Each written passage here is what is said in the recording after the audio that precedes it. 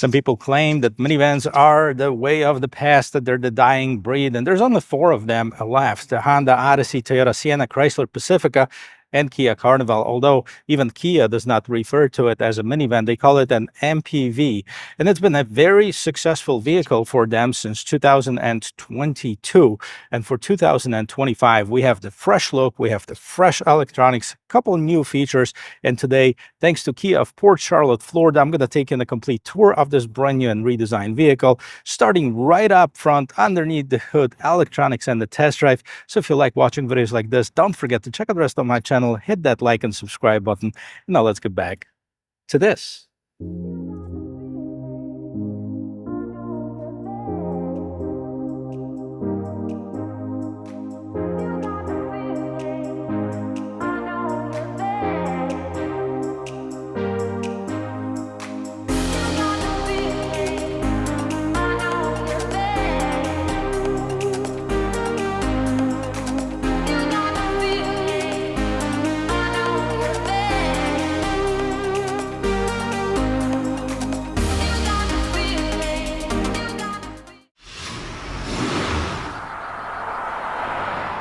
Kia Carnival has been around since 2021, came out as 2022 model year, and I've already reviewed a few of them on my channel.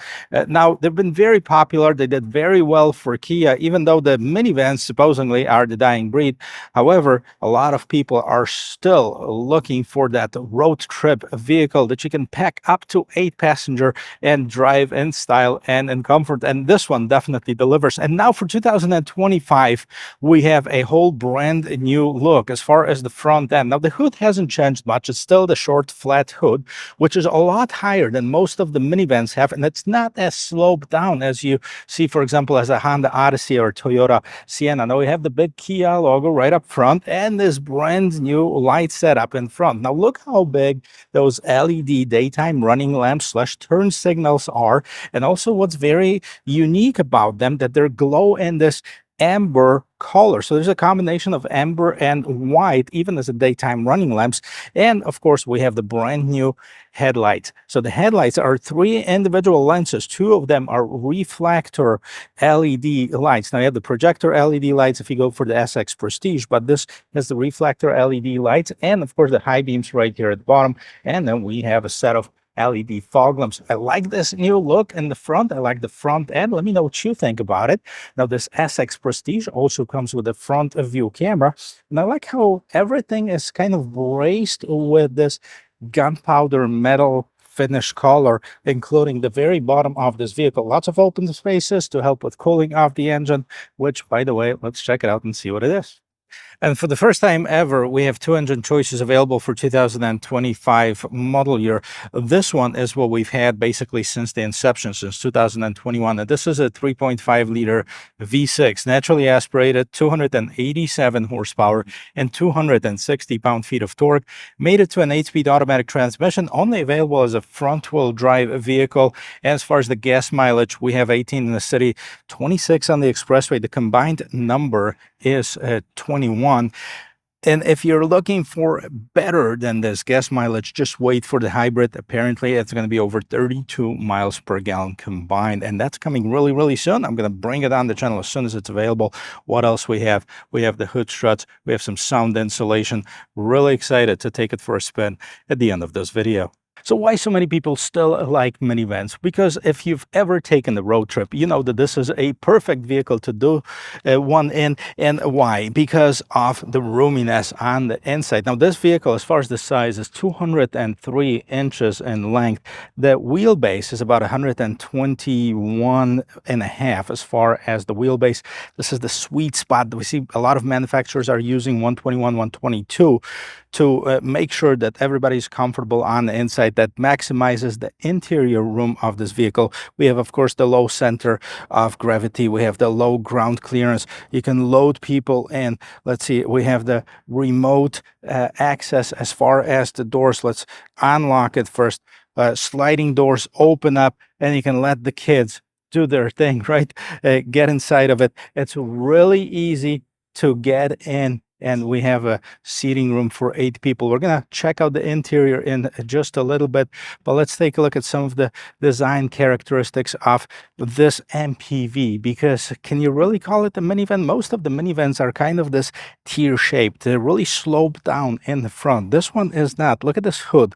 It's nice and flat, and then it goes up right here. There's no sloping roof line as we've seen on some of the other one, and ends very straight down, kind of similar to maybe the Telluride, or even better, the new EV9, especially right here in the front. So let's take a look at the wheel and tire setup. What we have are 19-inch rims, 235/55 is the size of the rim, or the tire, I should say. We have the Continental tires as the choice that Kia made for it. Everything is painted the same color as the rest of the vehicle, with the exception of this bottom trim that is matte black, broken up by this kind of satin chrome trim piece.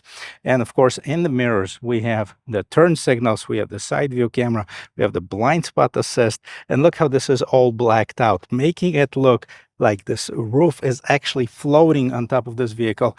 Everything is nicely tinted. We have a good visibility, including those little triangle windows right here in the front. And so typical to Carnival, we have this trim piece that was with this vehicle basically since the beginning, kind of this diamond shape on the side here. And if there was not enough cargo room on the inside, you also have the roof rack, so you can put a cargo box on top to load it up.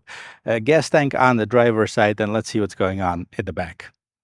Check this out, guys, how cool it looks, right? It's got a whole brand new design. We're going to go into detail with in just a little bit. I want to point out one very important feature. This vehicle has a tons of cargo and passenger space. It's got 8 seating position and an in-law suite where you can easily put your mother-in-law in. Let's check it out and see what it is. I mean, she's really going to be comfortable right here. Don't you think so?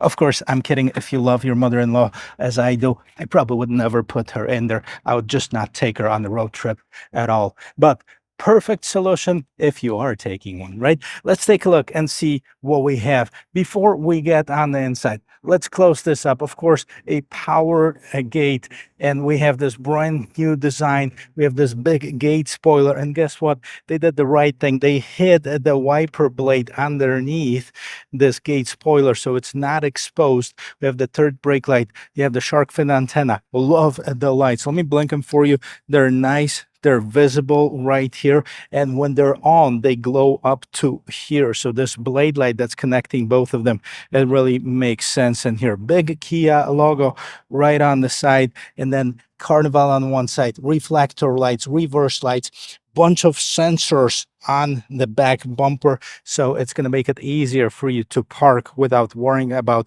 hitting anything else. Let's open this back up and jump inside, and I'm going to show you what else we have in this vehicle. So you can open up several different ways. Push the button on the remote, of course.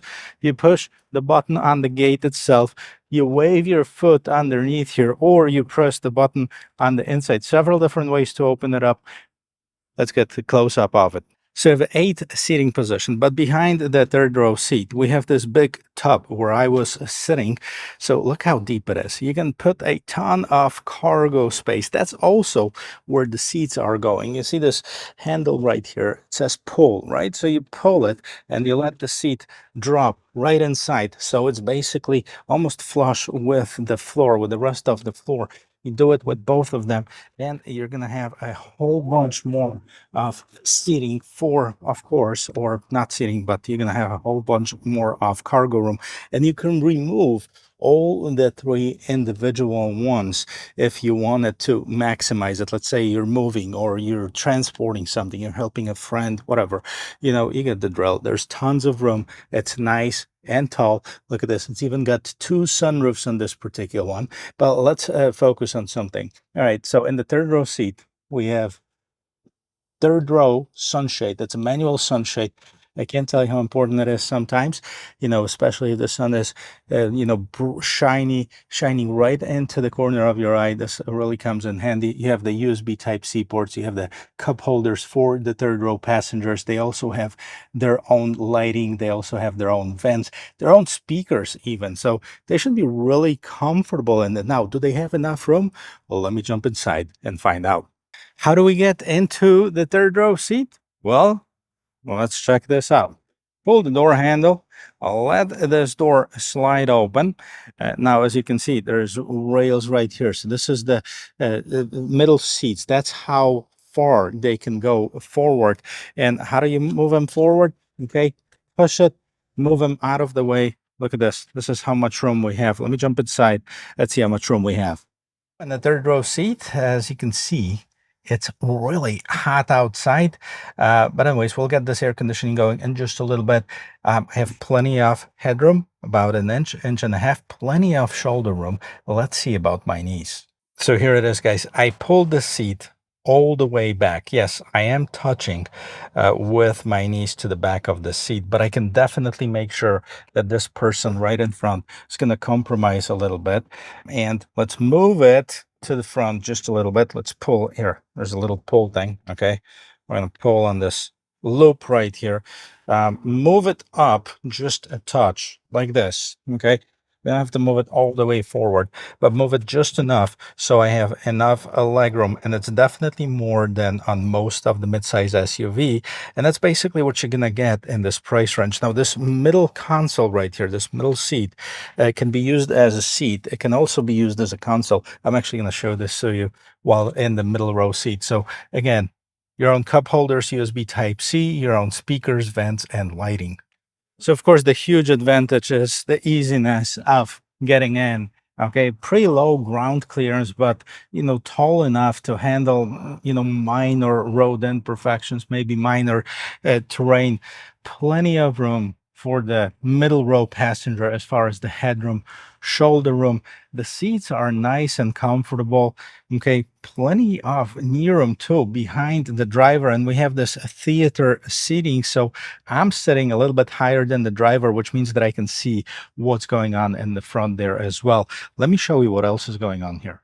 So right here, inside of it, you have 3 seats. This is the way that we have it configured right now. However, if you wanted the 2-seating position in the middle, all you have to do is fold down this middle row seat, and you have a console where you can put some stuff in here. You can have your cup holders, and you're going to have a very comfortable seating for 2 people in the back.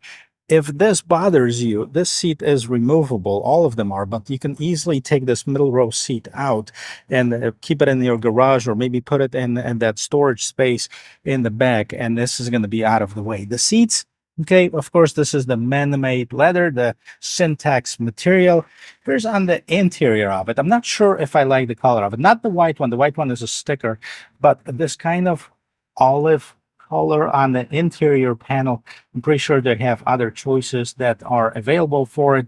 This is where you open the door. You have your window lock control, a bit more storage down below, and the speaker right up on top. Of course, you have the manual sunshade. You also have the rear air conditioning controls, and you have your own vents, lights. And this right here is the rear view in-cabin camera, so parents can see what's going on with the kids in the back. Now, both seats, driver and passenger, have some seat back storage. We have the USB Type-C right on the seat, and you can move this seat, okay, either recline it or move this seat front and back so you can have a desired room behind the passenger. That option is not available behind the driver. Of course, we don't want to disrupt the driver while he or she is driving, but that option is for the passengers only. Okay, what else is going on? We have this console with the 2 cup holders, a regular 115 volt, 100 watts outlet that is on right now. And if that was too much for you, we have the regular 12 volt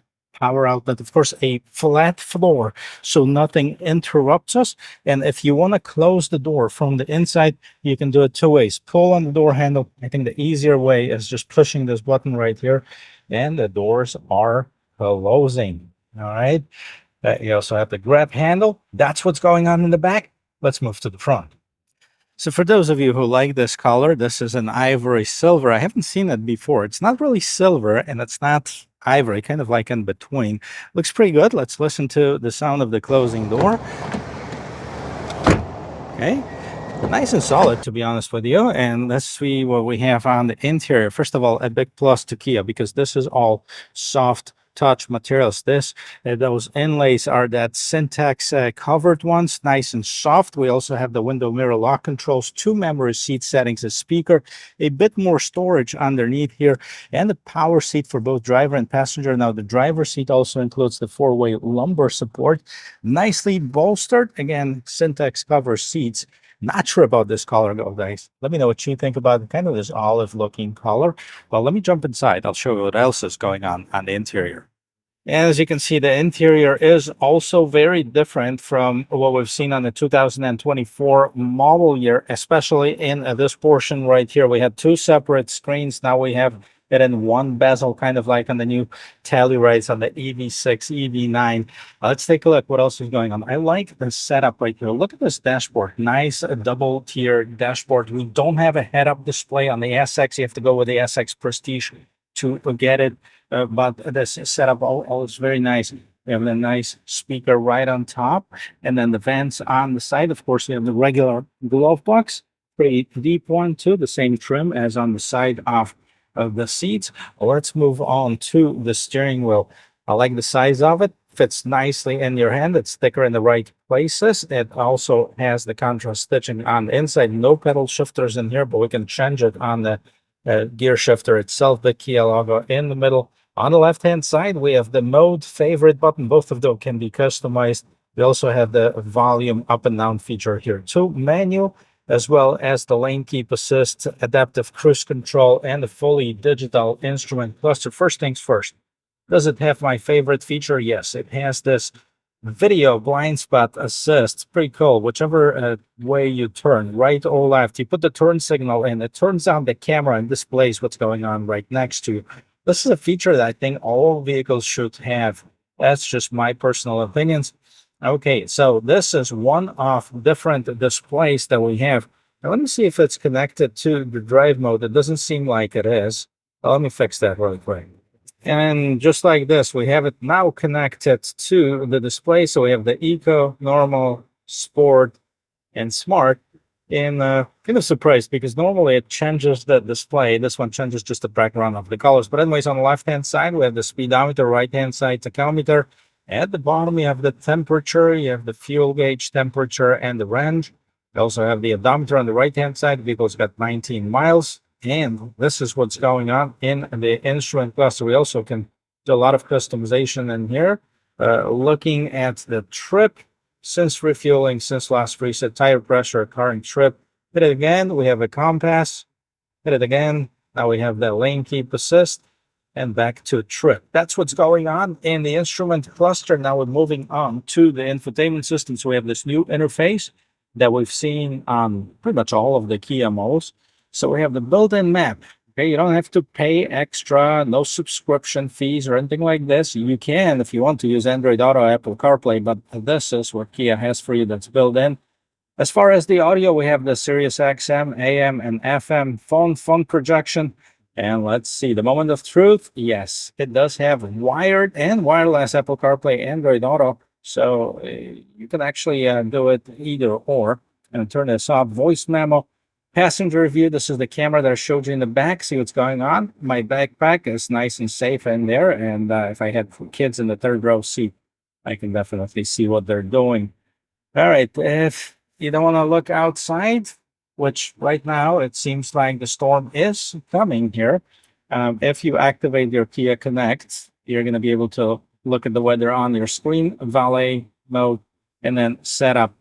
Setup is something that I've used on many of those Kia vehicles. It's got so much customization, probably more than any of the non-luxury vehicles. I think the only actually infotainment system that has more features than that is the Mercedes-Benz infotainment system, and that maybe would be on par with this. So the buttons that are on the steering wheel navigation, and in the middle, they're customizable. See, on the steering wheel, we have the custom button, and you can assign any of those functions to it if you'd like to. You also have the mode button. Again, different functions can be assigned. So whatever you use the most, whatever you feel that this button should do, as long as it's one of the functions that are here, you can actually assign it to it. So very nice feature.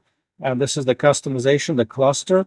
I actually assigned the link to the drive mode, so it changes when you change the drive mode. And there you go. It does have the circular display too. I haven't seen that too. That would probably be my favorite choice. And now we change it to the different drive modes. Not much changes here. Sport gives you a little bit of that reddish feel on it, and smart, which is gonna think for you. It's gonna give it a little yellow styling. It's gonna choose it for you. You don't have to choose it, right? Okay, so this is your cluster settings. I can turn on or off the welcome sound, general settings, user profile, device connection, navigation, vehicle, voice recognition, tons of custom features in here. Now we go next. Vehicle diagnostics, maintenance, notifications, and then you have the QR code to access your owner's manual online if you like to. All right, underneath here. Oh, before we get to it, let's put it in reverse. Let's see what's going on. Since this has the 360 camera, you can see we have the top-down view, trajectory lines, very nice display. Okay, you can see what's going on. I actually like it. You can see this is the back camera. Let's see, let me get it out of the reverse, and let's turn on the camera. Okay, so this is the front view camera. This is the back camera. We can actually see it. You can also move this vehicle around if you wanted to. Okay, look at this. Look at it from the front, look at it from the back. It's sitting right here on this parking lot. Here's your camera settings. Perfect. All right, this is something that I wish I had on my vehicle, which, by the way, I just recently upgraded. So I'm going to tell you what it is in separate video. All right, so this is what's going on in the infotainment system down here. This is also new. We haven't seen that on the previous generation Carnival, but we've seen it on plenty other vehicles with Kia, including the new K5, including the new Sorento, etc. So let's take a look. So we have a dual function strip of buttons. Right now it says volume, power, and then we have the home, map, search, see, track media. So these are the shortcut buttons for what's going on in that infotainment system. But if you want it to be a climate control, just hit that button and it switches the functionality to the climate control. And that's where you can control your temperature, fan speed, etc. I'm going to sync it up. I'm going to get this fan a little break here, even though it's really hot. And as you can see, tri-zone climate control, 2 for the front, 1 for the back.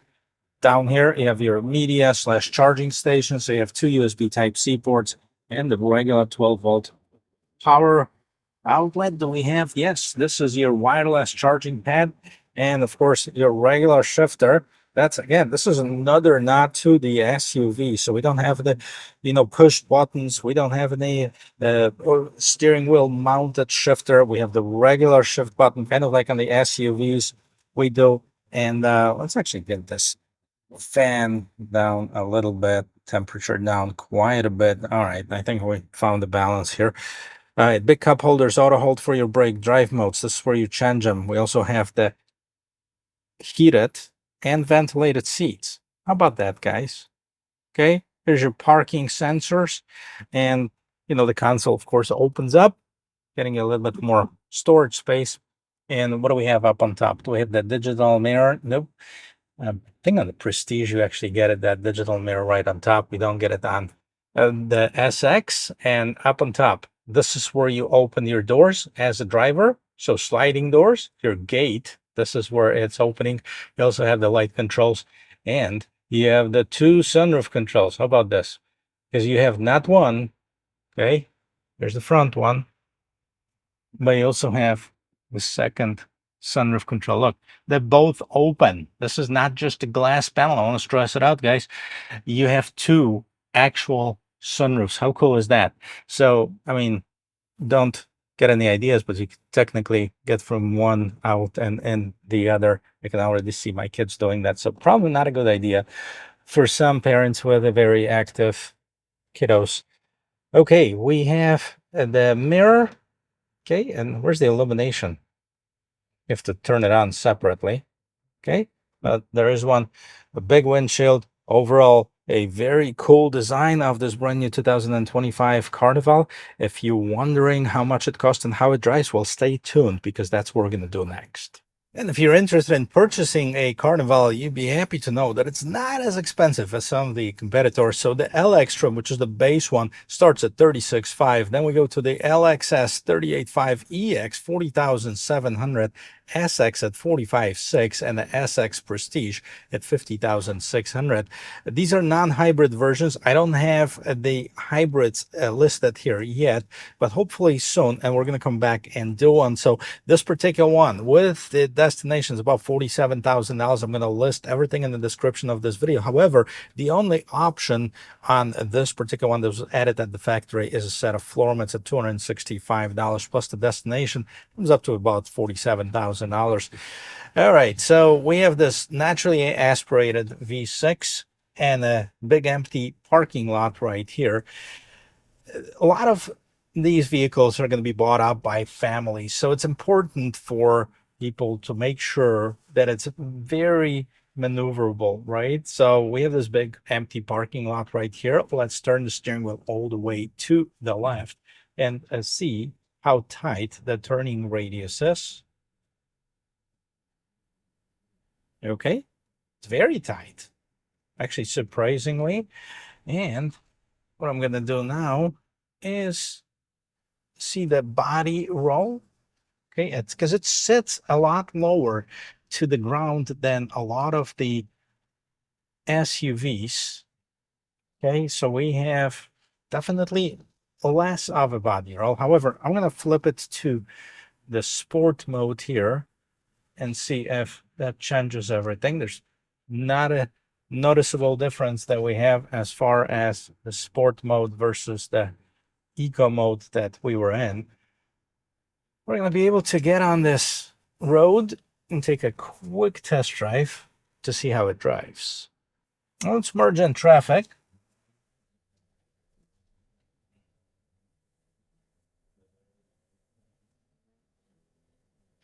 It's definitely a different feel than sitting in a SUV. You still sit up high. You have a beautiful view of the road. You have this huge windshield, great visibility right here on the side, yet everything is lower. So I don't want to say you feel a little bit like a bus driver, but you kind of do. It's not a bad thing. So if you are taking this vehicle on the longer trip, I can see how this could be a very nice experience, even for a daily driving. This is not bad at all. But if you're used to an SUV, this has a different feel, definitely, than the standard SUV. Well, let's stop right here really quick. Not that anybody's going to be racing minivans, but it's about 7 seconds 0 to 60. I get it up to about 55 right now. That's about what we can do on this street right here. Not bad at all. I like the feel of it. It feels heavier. You know, I've driven the Toyota Sienna, the new hybrid Toyota Sienna.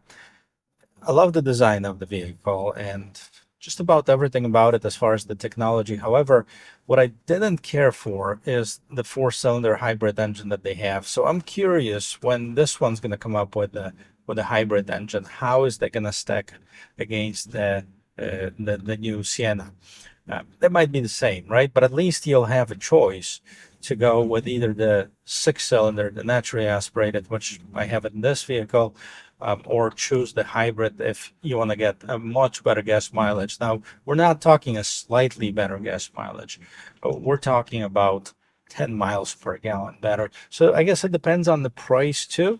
It's going to be powered up by the 1.6 liter turbocharged four-cylinder engine with a hybrid system.